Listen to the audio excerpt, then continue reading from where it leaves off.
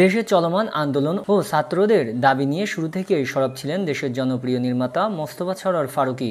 সামাজিক মাধ্যমে প্রতিনিয়ত বিভিন্ন পোস্টের মাধ্যমে শিক্ষার্থীদের সংহতি জানিয়েছেন তিনি। সেই ধারাবাহিকতায় রোববার সকালে সামাজিক মাধ্যমে ফের একটি স্ট্যাটাস দিয়েছেন ফারুকী।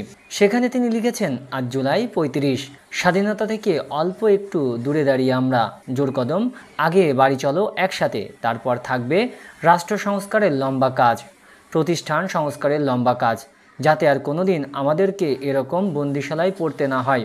কেউ কেউ বলছেন, এই সংস্কার করবে কারা? আপনি করবেন? আমরা, আপনারা, সবাই করব। খুলে বলি, সবাই জানে আমাদের সিস্টেমের সমস্যাগুলো কোথায়, ওভারহোলিং কোথায় কোথায় দরকার। এই কাজে দেশের ভেতর সিনিয়ররা তো আছেনই।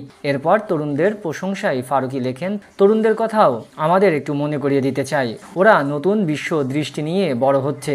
এত বড় আন্দোলনের পর ওদের সক্ষমতা নিয়ে নিশ্চয়ই আপনার ন্যূনতম সন্দেহ থাকার কথা নয়। ওইদিকে রিভার্স বেইন ট্রেন হ্যাশট্যাগও দেখছি। দেশের বাইরে পড়াশোনা করা একটা প্রজন্মও এই কাজে হাত লাগাতে চায়।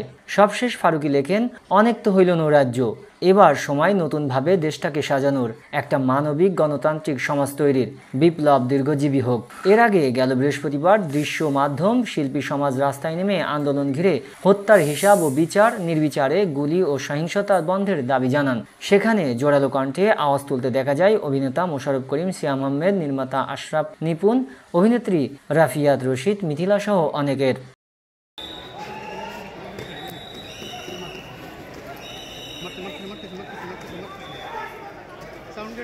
দর্শক